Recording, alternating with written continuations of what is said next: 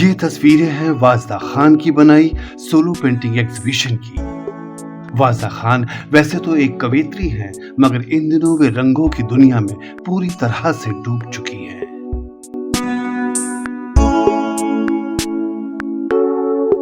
ये बात और है कि उनके रंगों की बनाई इस दुनिया में काले रंग की गहरी अनुभूति है।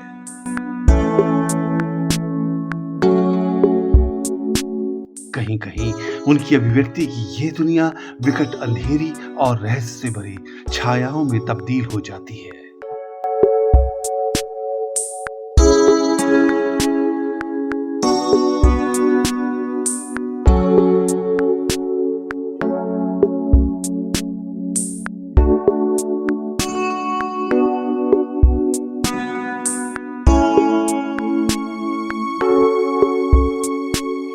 दिल्ली की ललित कला अकादमी में उनकी एब्स्ट्रैक्ट पेंटिंग्स की ये एग्जीबिशन हाल ही में लगाई गई। मौका था मशहूर पेंटर स्वर्गीय एस.एस. रजा के 100 साल पूरे होने पर उनकी याद का।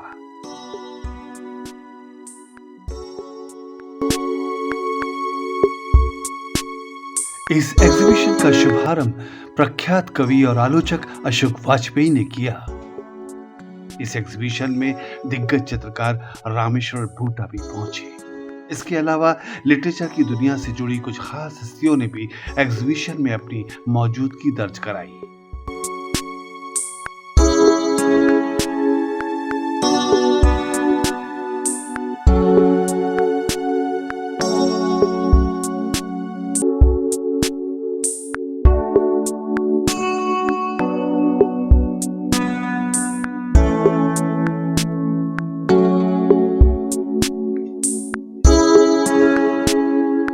इस पेंटिंग एग्जीबिशन के लिए कवि और आलोचक अशोक वाजपेयी ने बाकायदा एक टिप्पणी लिखी और उन्होंने कहा, काले रंग की अभिव्यक्तियों में ही वाजदा के चित्रों उनकी कला की गति है।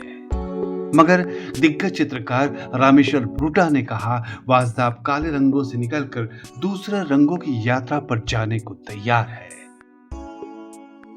आसमानी, हरे या दूसरे कुछ रंग उन्हें अपनी तरफ खींच रहे हैं।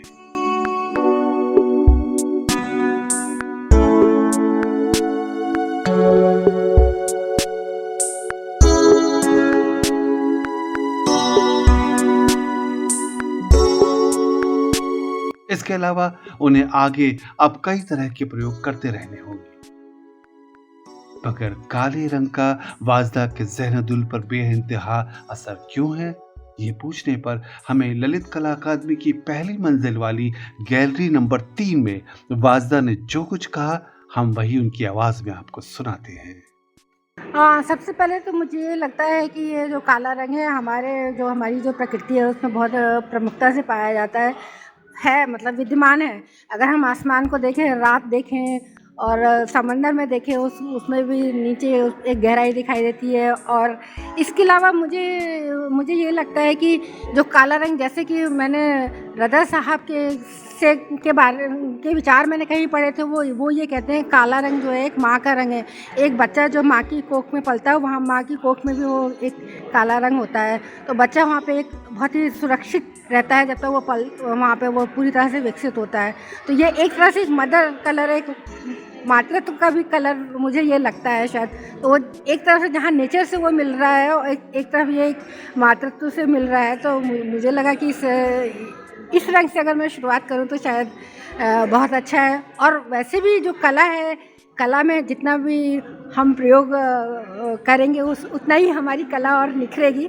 तो मुझे ये लगता है, मैं अभी शुरुआत कर रही हूँ, आगे मैं हो सकता है और अच्छा कर पाऊँ, आप लोग की दुआ रहेगी। और दूसरी बात मैं ये कहना चाहती हूँ, किसी भी रंग को किसी भी उससे नहीं बांधना चाहिए कि मतलब काला रंग हमारा शौक का ही प्रतीक हो सकता है, या इस तरह से सफ़ेद रंग इसका।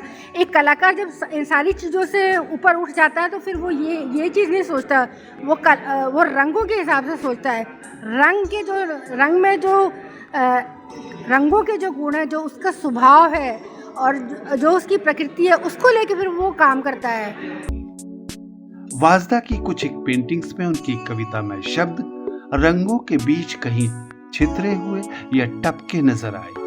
हमने उनसे कहा, कहीं उनकी पेंटिंग्स पोइट्री का एक्सटेंशन तो नहीं है, या फिर दोनों के साथ ये जुगलबंदी कला की नई उड़ान है?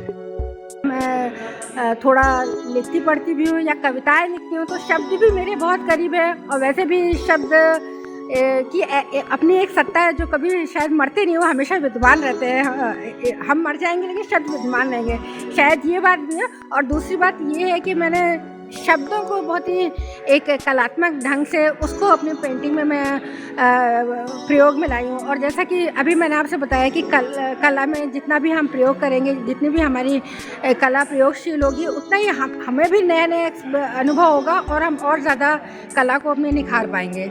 बहुत सारी चित्र बहुत सारी जो मेरे भाव हैं या मेरी बातें हैं या विचार हैं जो मैं चित्रों में नहीं कह पाती हूँ, तो वो कविता में आती है। और इसी तरह चूँकि अब दोनों चीज़ से मुझे बहुत ज़्यादा प्यार है, तो बहुत सी ऐसी चीज़ें जो कविता में नहीं आ पाती, तो मैं उन्हें जो है रंगों में लेके आती हूँ।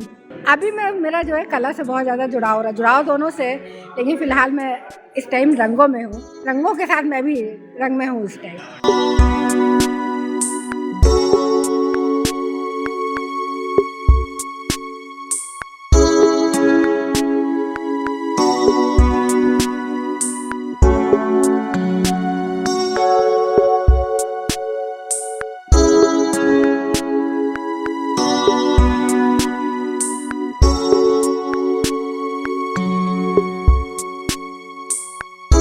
एग्जीबिशन में मशहूर कहानीकार ममता कालिया भी वाजदा की पेंटिंग्स को बड़े गौर से देखती नजर आईं।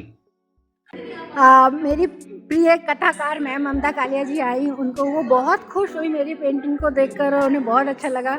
उन्होंने मुझे बहुत प्यार से आशीर्वाद दिया कि तुम और अच्छा काम करो।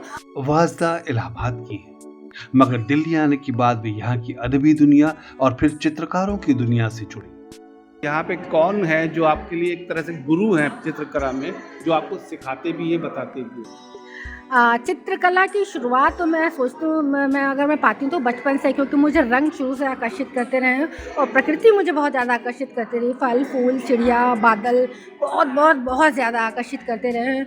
और मैं अपने बारे में ये कहूँगी कि एक गुरु का चुनाव करना तो मुश्किल है। शुरू से अगर मैं देखूँ, बहुत से लोग थे जिनसे मैंने सीखा, लेकिन फ़िलहाल मैंने पाया है कि एक अशोक वाजपेयी साहब है। उन जब वो बहुत सी बातें इसमें बताते हैं तो मैं उनसे बहुत कुछ पाती हूँ अपनी पेंटिंग के लिए, अपनी कविता के लिए। और दूसरी जो रामेश्वर बूटा सर जो विश्व विख्यात कलाकार हैं, उनसे बहुत बारीकियाँ सीख रही हूँ या सीखने को मुझे मिलती हैं जब उनसे बातचीत होती है और मैं उनको जब अपना काम दिखाती हूँ। शब्दों की दुनिया से हटकर रंगों में डूबी पोएट और पेंटर वाजदा की ये प्रदर्शनी और उनकी बातें आपको कैसे लगी, इंदौर स्टूडियो को जरूर बताइएगा।